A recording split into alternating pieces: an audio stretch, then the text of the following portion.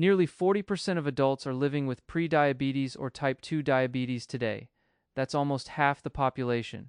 And it's quietly raising your risk of serious health problems. That condition raises your risk of dying from any cause, not just diabetes-related complications. The danger goes far beyond what most people realize. Doctors often diagnose a lifestyle disease, then hand over a medication instead of offering guidance. The prescription pad becomes a shortcut, or they simply schedule a recheck of your A1C 6 months later.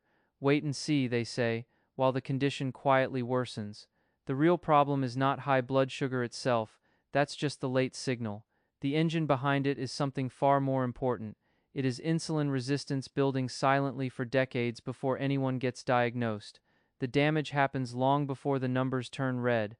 Modern ultra-processed foods and refined carbs push your metabolism into constant storage mode.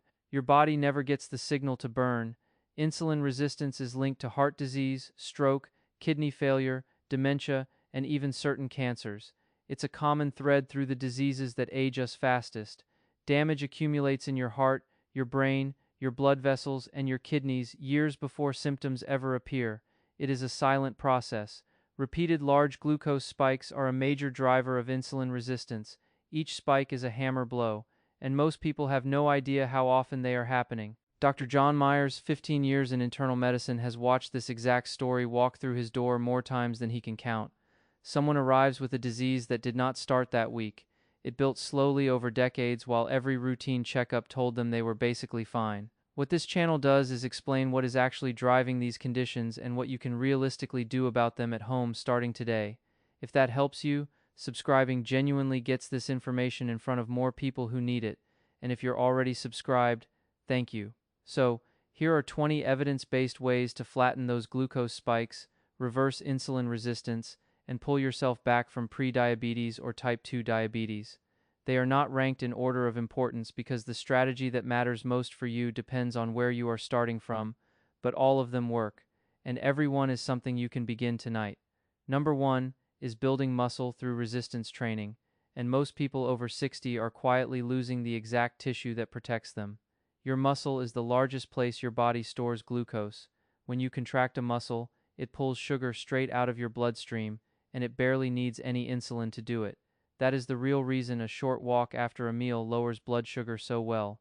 The bigger payoff is long-term. The more muscle you carry, the more room you have to park glucose, and the more sensitive your cells stay to insulin even on the days you don't exercise. The bigger payoff is long-term. More muscle means more room to park glucose, and your cells stay sensitive to insulin even on days you don't exercise. You don't need to become a bodybuilder. 2 or 3 short sessions a week is enough. Light weights, resistance bands, or just sitting down and standing up out of a chair. What matters is that the muscle is asked to work a little harder than it did last time. That gentle challenge is what keeps it growing and pulling glucose. Number 2 is lowering your glucose spikes, and that isn't the same as cutting out every carb. The goal is a gentler rise, not a total ban. There's a stubborn myth that all carbohydrates are the enemy once you have insulin resistance. That scares people off food they could actually handle fine. A carbohydrate is simply a chain of glucose. Your body deals with it perfectly well when it arrives slowly and in a reasonable amount. The trouble starts when sugar floods in fast and all at once. That's the steep spike, and your pancreas has to fire off a surge of insulin to clean it up.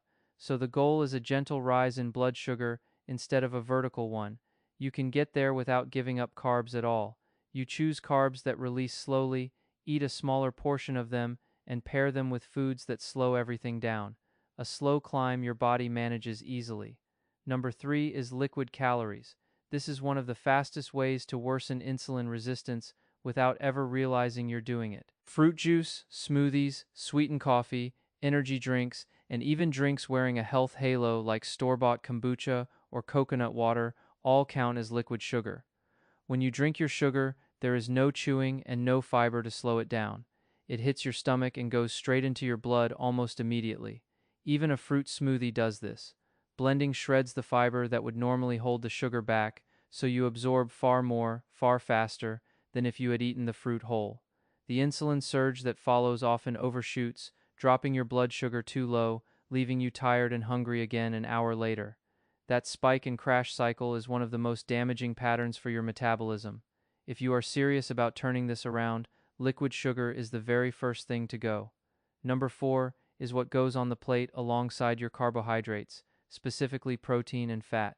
Eat a carbohydrate on its own, and it digests fast, sending glucose into your blood in one concentrated wave.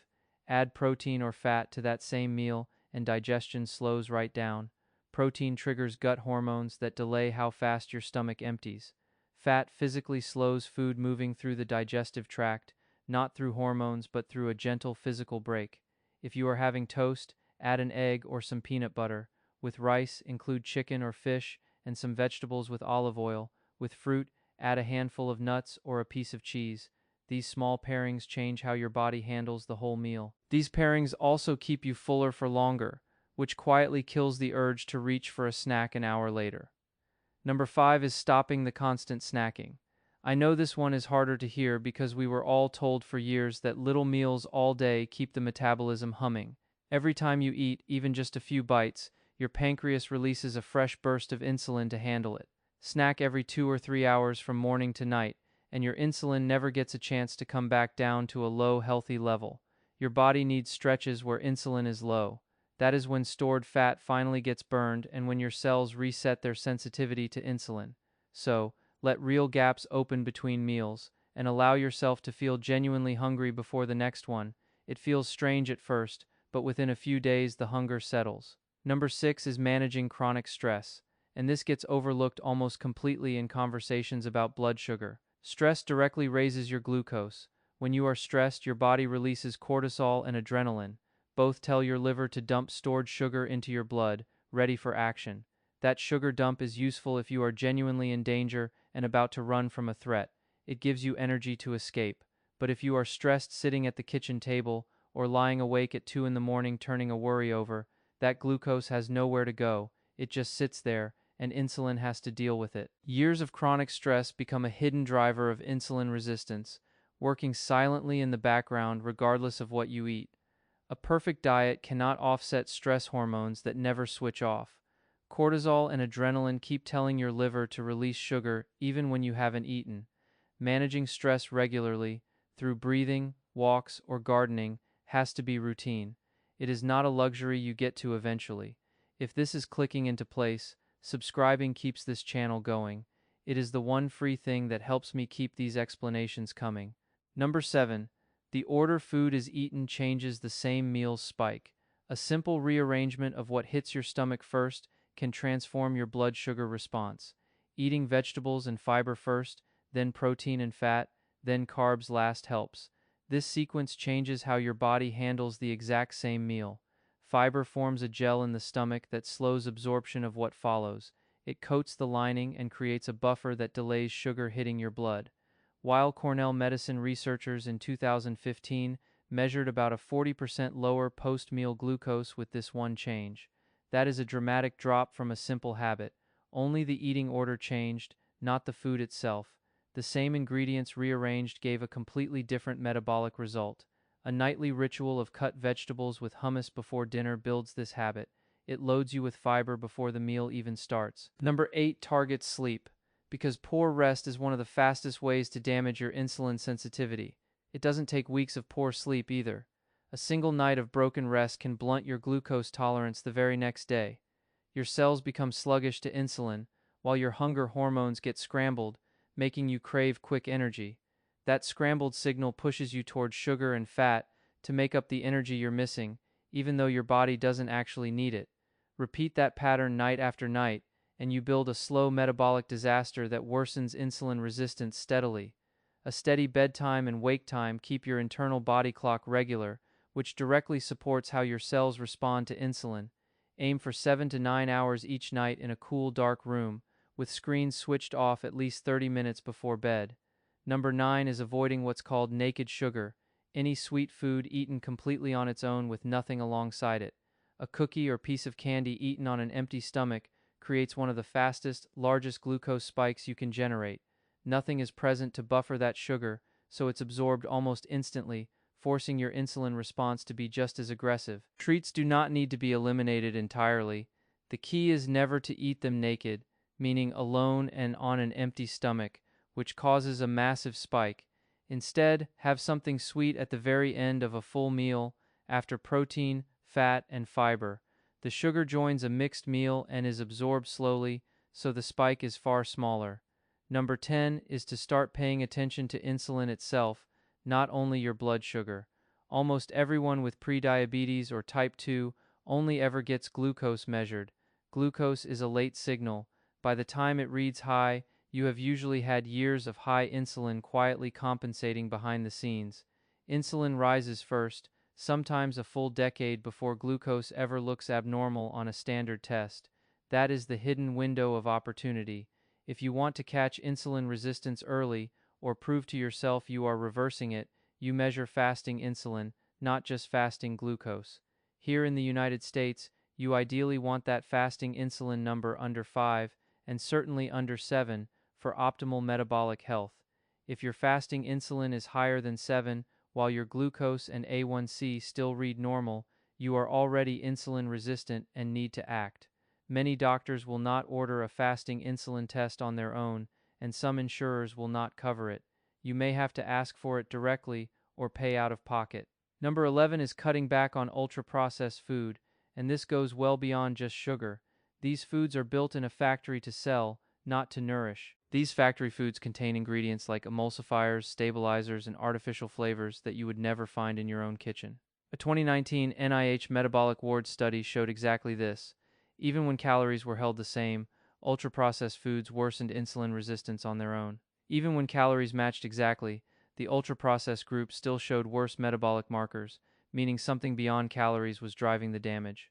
The problem is these foods break down so easily, they deliver their sugar almost instantly, with no fiber and no structure to slow it down. A simple rule: if it comes in a package with ingredients you don't recognize, or if it didn't exist as food 100 years ago, it is probably ultra-processed. Number 12. Move after you eat. You do not need a run or anything strenuous. A 10 or 15-minute walk is plenty.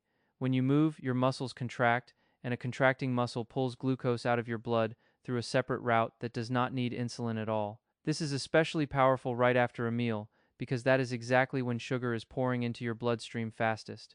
Get up and walk within about 30 minutes of finishing, and you blunt that spike significantly.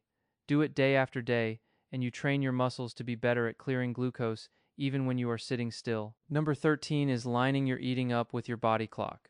Your ability to handle glucose isn't the same all day. It runs on an internal clock that makes you most sensitive to insulin in the morning and least sensitive at night. The same meal eaten at 8,000 in the morning causes a smaller glucose and insulin response than if you ate it at 10,000 at night. That's why eating late, especially heavy carbs late, is so costly. Your body simply isn't set up to deal with it well after dark. So, one of the easiest shifts is to push more of your food earlier in the day. A real breakfast, a solid lunch, and a lighter dinner finished at least 2 or 3 hours before bed. That gives your body time to handle the meal while your insulin sensitivity is still high. And as a bonus, it tends to improve your sleep too. When your body isn't working hard to digest a heavy meal late, your sleep deepens. You wake up feeling more rested, and that better sleep itself helps keep your insulin sensitivity sharper the next day. Number 14 is getting the right tests done. The earlier markers that move before glucose ever does. Your A1C, which is your average blood sugar over about 3 months, is considered normal under 5.7% here, but ideally you want it closer to 5.4 or lower, because the risk climbs gradually long before the official cutoff, and you can learn a surprising amount from two numbers that may already be on your last lab sheet: your triglycerides and your HDL cholesterol. If your triglycerides are high and your HDL is low, that pattern strongly points to insulin resistance, even when your glucose still looks fine. Divide your triglycerides by your HDL. In the US, a ratio above 3 suggests insulin resistance, while under 2 is much healthier. So, don't lean on one normal blood sugar result. Ask for your A1C, your fasting insulin, and a full cholesterol panel, and look at the whole pattern instead of a single number. Catching this early can buy you years, sometimes decades, to turn it around.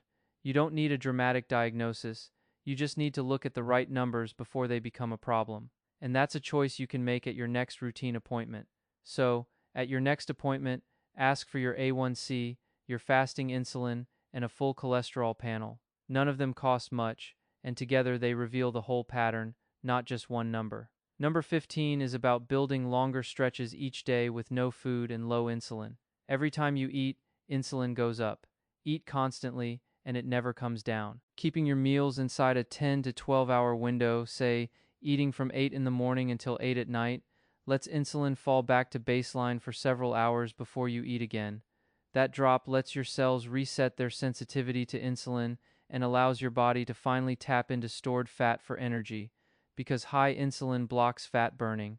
You don't need anything extreme, no skipping meals, no fasting for days. Just stop eating after dinner and don't start again until breakfast. It sounds obvious, but a lot of people graze late into the evening. Grazing late into the evening is a common habit worth breaking gently.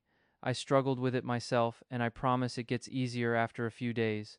Number 16 is moderating or even dropping alcohol.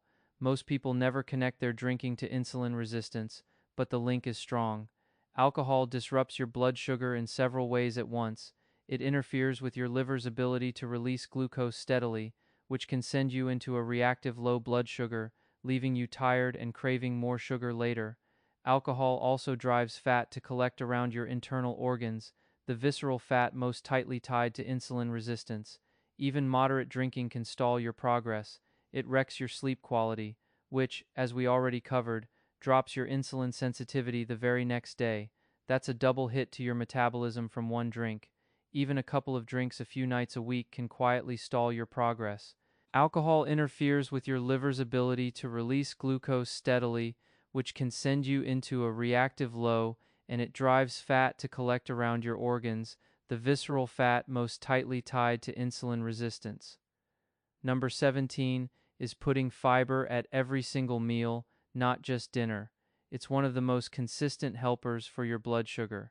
Fiber, especially the soluble kind from vegetables, beans, oats, and certain fruits, slows your digestion and blunts how fast glucose gets absorbed. Soluble fiber forms a gel in your stomach and small intestine.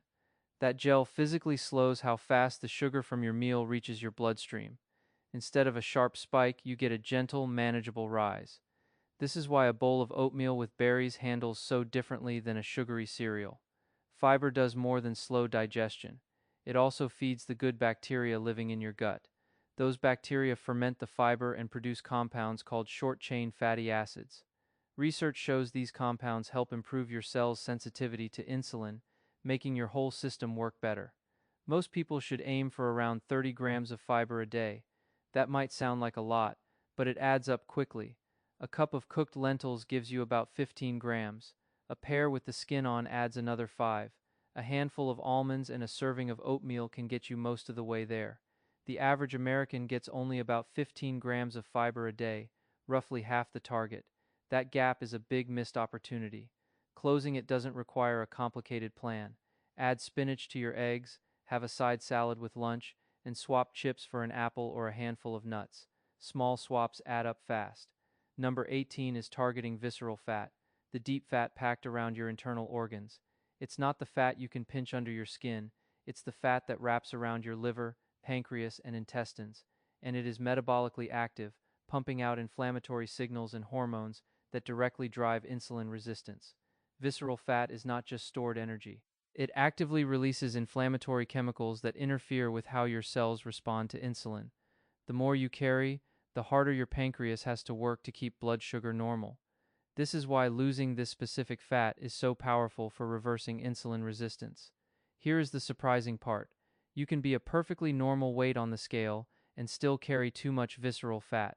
This is sometimes called being normal weight metabolically obese.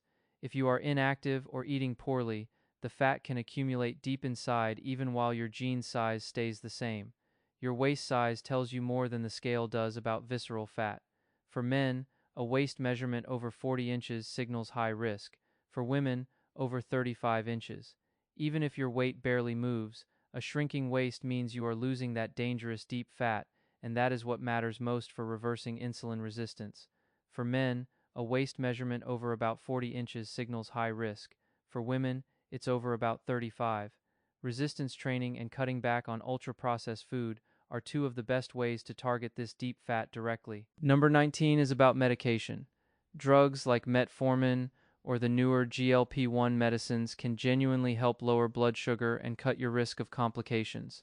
They are useful tools, especially when insulin resistance is severe or when lifestyle changes alone are not getting there fast enough. Metformin works by making your cells more sensitive to insulin and telling your liver to release less glucose into your blood.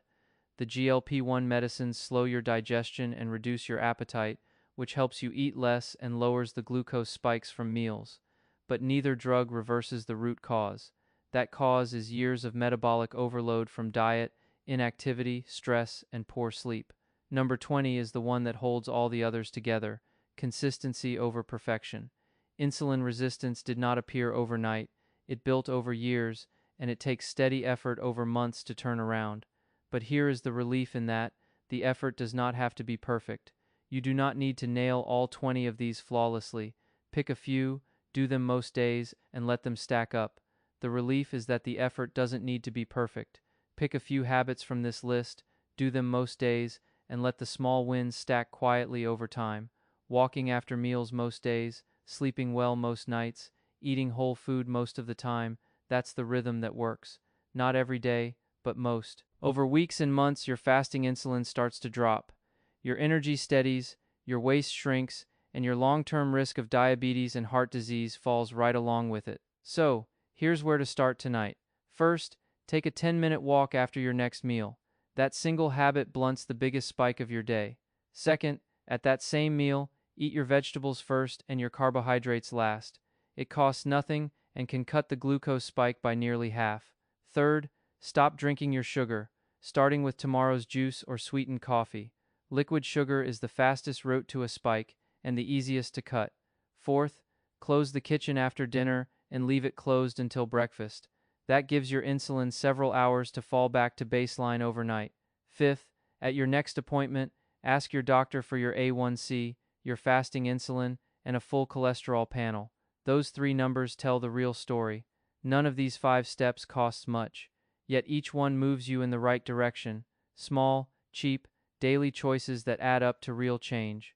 The habits you keep in your 50s and 60s are the ones that decide whether your 70s and 80s are spent gardening, traveling, and picking up grandchildren, or spent in waiting rooms.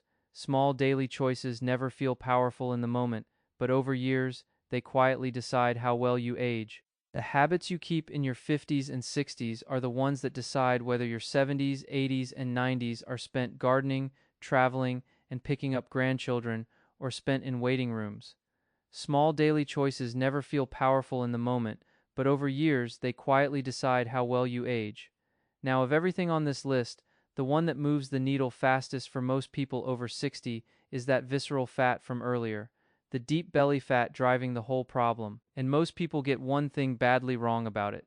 You cannot target visceral fat with crunches or willpower alone. It does not respond to spot exercises. But a handful of ordinary everyday foods strip it away faster than almost anything else. Think leafy greens, beans, oats, and fatty fish. Whole foods that work with your metabolism, not against it. Meanwhile, a few foods marketed as healthy quietly pile visceral fat back on. Store-bought fruit juice, granola bars, low-fat flavored yogurts, and smoothie bowls, they wear a health halo but spike insulin and add to the deep fat you are trying to lose. I put the full breakdown in another video, the exact foods that melt visceral fat after 60 and the ones to drop. That video is the natural next step from this one. It also names the seemingly healthy foods that work against that goal, the ones that quietly add visceral fat back while you think you are doing everything right. Watch that one next, and you will know precisely what to eat to attack insulin resistance right at its source, the visceral fat that has been driving the whole condition. Insulin resistance can be caught and reversed years before diabetes ever appears. The earlier markers, fasting insulin, triglycerides, and HDL, move long before your blood sugar does.